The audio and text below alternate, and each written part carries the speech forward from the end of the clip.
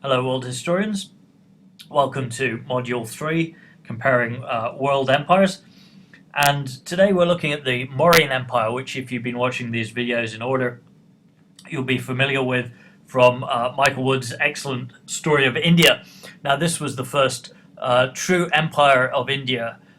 Before that time, and arguably since then, it could be said that India was really more of a geographical expression than a nation state in the modern sense, because of course you're talking about an area with a great deal of historical, demographic, linguistic diversity. So sort of combining this into a single political unit was a great achievement, contemporaneous of course with the time of the rise of the Roman Republic, which goes on to become one of the great empires of the world.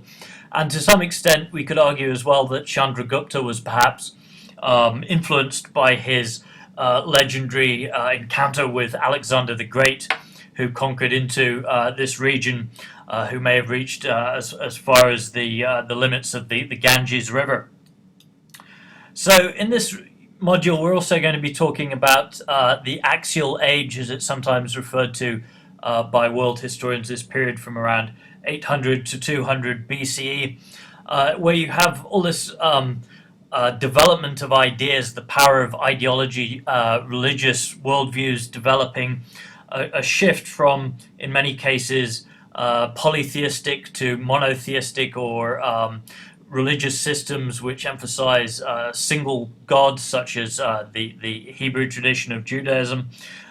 You also have, during this period, the development of modern Western philosophy, which begins in Greece, obviously, with thinkers like Socrates, Plato, Aristotle, who happened to be the tutor of Alexander.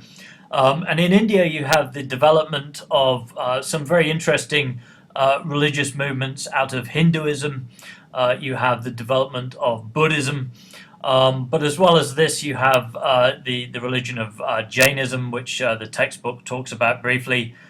In China, you have Confucianism, Taoism, we might also add. In Persia, you have the development of the monotheistic religion of Zoroastrianism, which has some parallels with the Hebrew faith of the Old Testament. But we also need to remember that this axial age was not one of static, great thought emerging in sort of ivory towers in isolation. This was also a period of increasing globalization.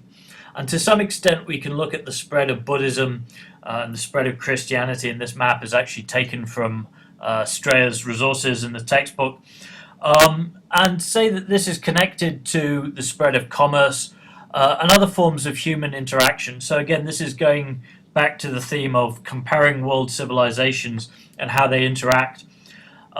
So next week in Module 4, we're going to talk a little bit more about the Silk Road, which connected the Middle East to East Asia.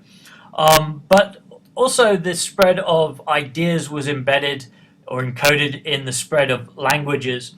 And the proposed spread of what was known as the Indo-European group of languages, which, if you're wondering what an Indo-European language sounds like, you're probably listening to one right now.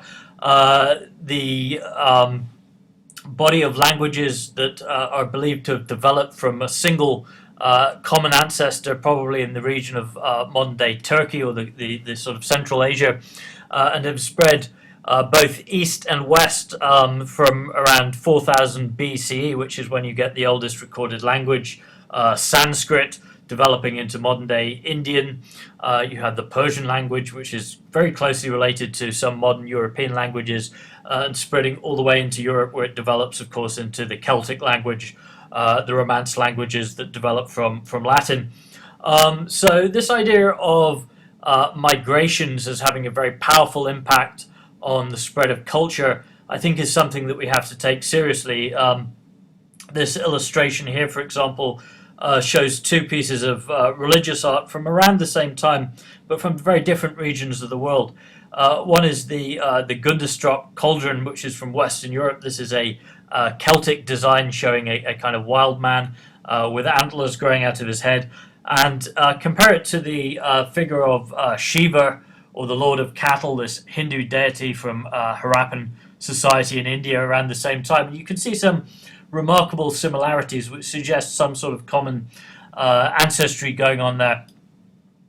Now, the Indian caste system, or the Indian kind of religious hierarchy, which really is central to Hinduism even to the present day, may have originated as a kind of response to the racially defined encounters of these Indo-European tribes moving into the Indian subcontinent and encountering some of the indigenous people who then became subservient to them. So you have this stratification of society into four groups, which are beyond just social classes, but are castes, are religious groups, and are analogous in the Hindu religion to the parts of a body. So you have at the very top of the pyramid, if you like, the Brahmin class or the priestly class, which deals with religion and is seen as analogous to the head, the mind, and the mouth of society. Beneath that, you have the Kshatriya, the warriors, who again occupy a privileged and esteemed aspect of society and represent the arms or the muscle, the fighting aspect of society. And the thighs below them support the business class, the Vashya, or merchants, and then beneath them you have actually the largest demographic class of all, the Shudra, who represent over 50% of Indian Hindu society, the servant class, who are seen basically as the kind of working class of society, and beneath them you have the Dalits or the untouchables, people who are seen in fact as being ritually impure according to the Hindu tradition. So this again has some complex origins, but it runs very deep into Hindu society and Hindu religious beliefs. And this also emphasizes, I think, the radical departure that was represented by the adoption of Buddhism by the grandson of Chandragupta Maurya, the great warrior king Ashoka, who later became, of course, a pacifist and who promoted Buddhism through his stone columns, which proclaimed the teachings of Buddha, which were already by that time several centuries old, but went against the militaristic caste system of Hindu Indian society at that time. And again, Gautama Siddhartha, which was the birth name of the Buddha, and incidentally, the Buddha is a term meaning the enlightened one in Sanskrit, came from a very similar background to Ashoka. He was a member of the Brahmin class, member of the aristocratic and priestly caste of society. So this was a guy who really turned his back on a life of privilege in northern India, and basically gave away his worldly possessions and set out to find enlightenment on the road of spiritual self-discovery.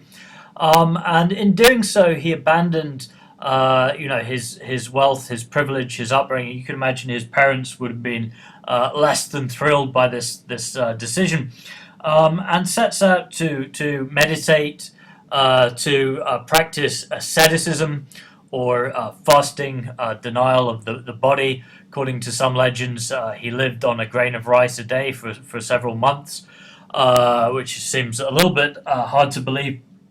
But we do know that he certainly withdrew from the world, and eventually came to a sense of realization as he was meditating under the tree, the Bodhi tree, which became the site of the great Buddhist temple that we saw in the video, that the path to enlightenment was not through denying of the self, but through basically the removal of all attachment. So even through fasting, you're kind of building up an attachment to the world.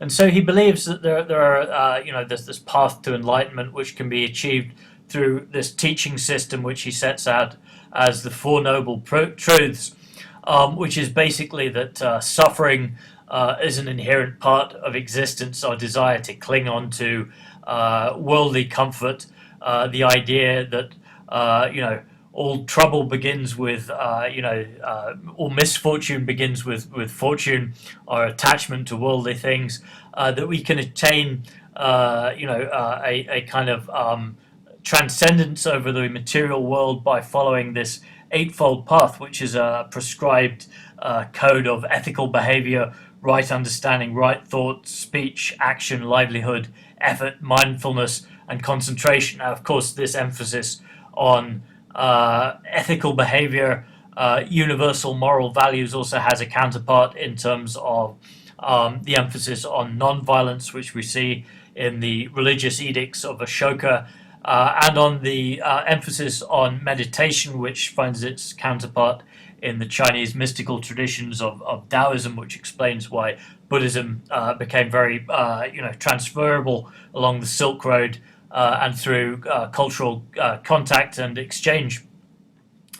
An interesting point to finish with is the fact that we don't actually have any images of the Buddha. We all have a very close image of what we might think the Buddha looked like, but this is really a kind of portrait that comes down to us through later artistic representation. So I'm going to take a second here to look at images of the Buddha.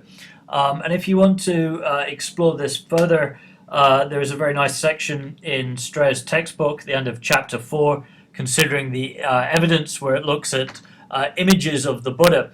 But it's not until we get to the 2nd century of the Common Era, the 2nd century after the birth of Christ, that we find the first images of Buddha. Now, this is interesting kind of historical enigma. Why do we not have any sort of portrait images of the Buddha before this period?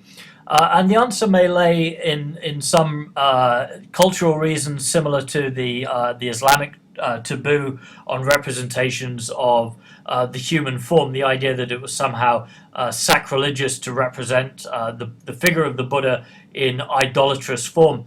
But this is actually an image from the region of the world that was known as Bactria, or modern-day Afghanistan. And this is a region, of course, which has come to be very closely associated with the Islamic religion. But centuries before this was a part of the Buddhist world, and again influenced by the Greek visual traditions and cultural traditions that were brought over by Alexander. So this is actually an image, and it's perhaps interesting or even ironic that the first image of the Buddha appears on the coins of this realm.